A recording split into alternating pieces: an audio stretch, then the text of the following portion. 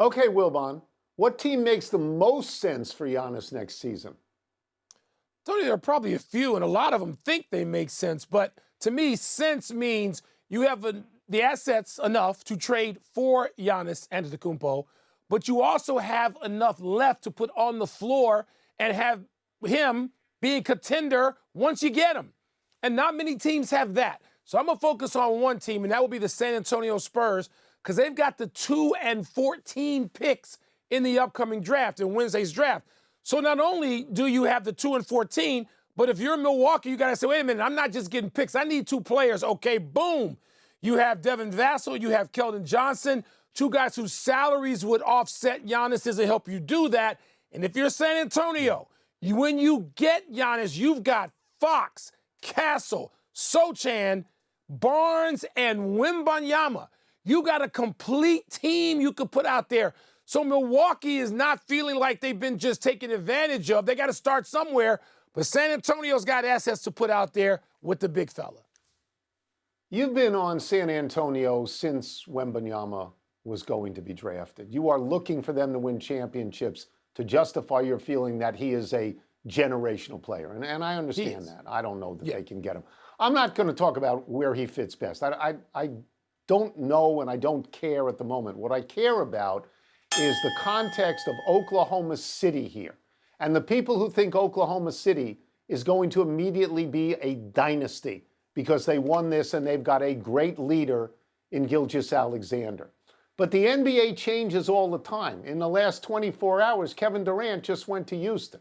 Some months back, Luka Doncic left a place you never thought he would leave, and now he's with the Lakers, and the Lakers can attract people to come play there all the time. If Giannis and Wembanyama comes back healthy, if Giannis goes somewhere, wherever Giannis goes, they're going to be a contender because he's an MVP and a champion. There aren't that many of those. So the people out there who look at Oklahoma City and say they're going to do this for the next X amount of years, no, it's not how it works in the NBA. There is change all the time in the NBA. And as you and I both know, you are a great team is one Achilles tear away from just being a good team. Yeah. So wherever Giannis ends up, that is a contending team, another team Oklahoma City has to worry about. But Tony, how about the region, the division, and in the region of Oklahoma City, Dallas, San Antonio, and Houston? I mean, if you're those teams living nearby and they're all nearby, you're looking at OKC saying, wait a minute, we don't want to let them get too far ahead. San Antonio, I'm just saying, they got a history of it. That's it. We're done. Joining us now is our numbers guy, NBA front office insider Bobby Marks. Bobby, I know the Thunder are less than 24 hours out from winning an NBA championship. Looking back, an historically great defensive team, but there hasn't been a repeat champ since Golden State back in 2018. So we got to look ahead. How are the Thunder positioned to defend their crown? Sustainable success, Hannah. And when you look at Oklahoma City moving forward, all 15 players under contract from this year. The hard part is going to have to figure out what do they do with their 2 draft picks, 15 and 24, and can they fit that within their roster? They certainly, the likelihood is going to sign Shai Gilgeous-Alexander and Chet Holmgren and Jalen Williams to long-term extensions this offseason. But here's the best part, Hannah. 4 first-round picks in 2026. The rich get richer. This Oklahoma City team is built probably comparable to what we saw with that great Golden State team with Kevin Durant and Steph Curry and Klay Thompson and Draymond Green. Yeah, and you're talking about a team that won 84 games this season, regular season and playoffs, tied for the 3rd most in NBA history. I love the Warriors comparison. Kevin? Yeah, really incredible the job Sam Presti has done. And Hannah, from the Thunder's future, Bobby, to that of Giannis Antetokounmpo. Last month, Shams reported the Bucks great was open to exploring the idea of leaving Milwaukee. It's a Bucks team that's lost in the first round 3 straight seasons, and of course they will be without Dame Lillard as he rehabs from a torn Achilles. Bobby, we've talked a lot about Giannis, but let's focus on the Bucks for a moment. How can they improve their roster here in this offseason?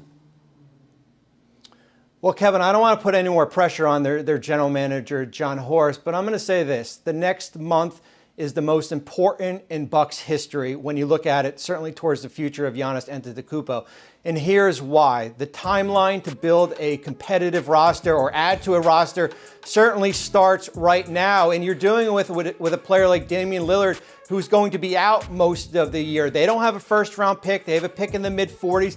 They have free agents of Bobby Portis, Brook Lopez, Gary Trent, Kevin Porter Jr. They have one first-round pick in 2031 or 32 to go out and trade. Their options are limited. It's going to be creativity as far as how they add around Giannis moving forward.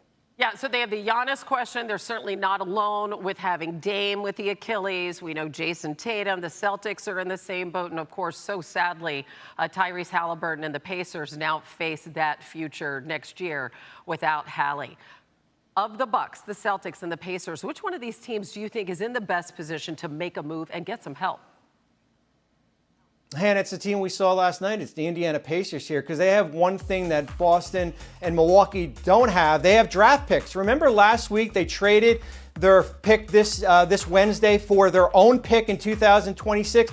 They now have 7 first-round picks. 4 that can be traded to go out and make a deal if they want to. But keep an eye on the future of Miles Turner. He is a free agent this summer. The next contract for Turner is going to dictate as far as how much flexibility they have moving forward. Right, does he take them over the salary cap? And as you might imagine, Bobby, the Pacers fell from 10-1 to 40-1 odds on ESPN Bet to win next season's championship after the injury. Apologies, Hannah. Had to point it out. Bobby Marks, great insight. Thanks. Thanks, Bobby.